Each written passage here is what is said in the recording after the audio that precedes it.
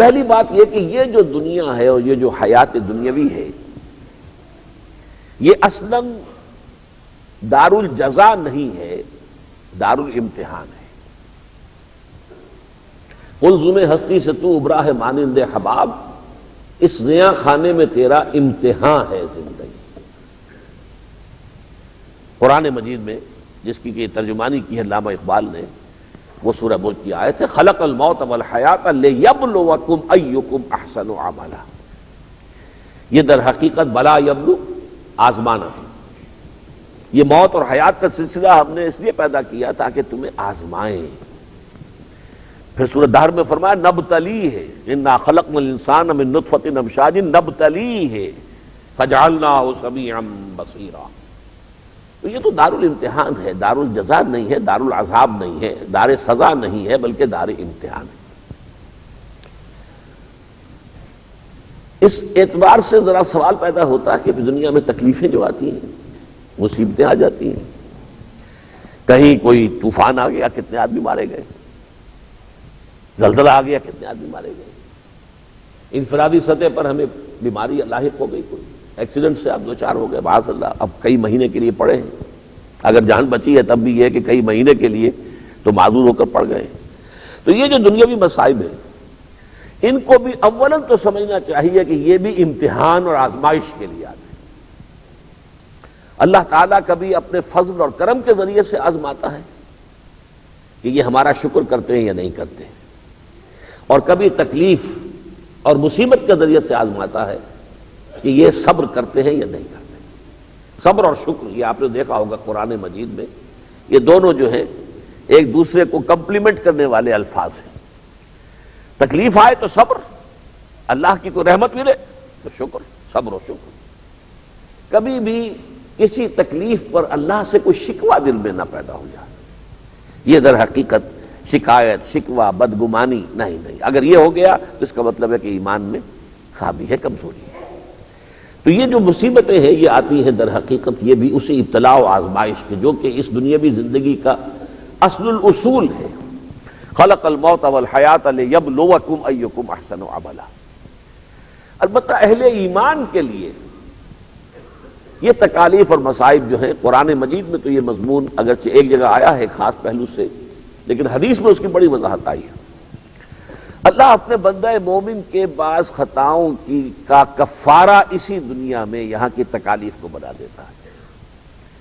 اسے آپ سزا نہ کہیں، بس یہ کہ سزا کے لفظ کا اطلاق ہو سکتا ہے اس پر، لیکن اصل میں یہ بھی رحمت ہے۔ آخرت کا عذاب جو ہے وَلَعَذَابُ الْآخِرَةِ اکبر، وہ بہت شدید ہے۔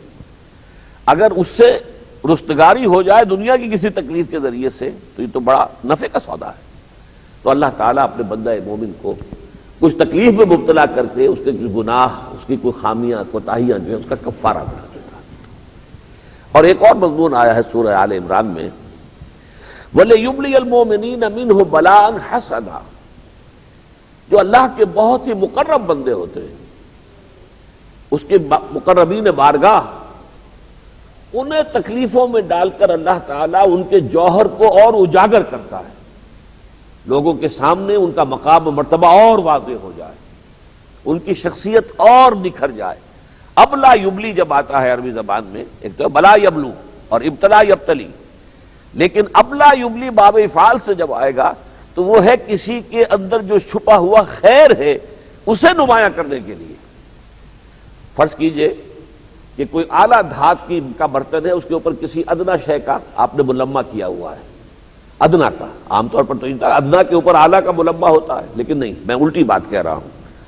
سونے کا برتن ہے، اس کے اوپر کہیں تھوڑا سا آپ نے کوئی ملمہ چڑھا دیا تانبے کا، اب آپ اس کو رگڑیں گے تو وہ ملمہ اتر جائے گا اور اصل سونا جو ہے وہ نمایاں ہو جائے گا۔ تو کسی بندے مقرب، اللہ کا نیک بندہ، اس کو اللہ تعالیٰ جب اس کی شخصیت کا جو روشن پہلو ہے اسے اجاگر کرنا چاہتے ہیں تو اسے تکلیف میں ڈالتے ہیں تاکہ اس تکلیف کے ذریعے سے اس کا وہ جو اندر کا سونا ہے وہ نکھر کر سامنے آ جائے۔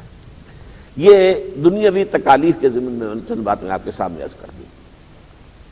البتہ یہ جو قانون، اب یہ دوسری دفعہ ہے اس قانون عذاب کی، یہ جو میں نے قانون بیان کیا ہے کہ یہ دنیا دار الجزا نہیں ہے، دار سزا نہیں ہے، بلکہ دار الامتحان ہے، اس میں ایک استثناء ہے، اسے نوٹ کر لیجیے۔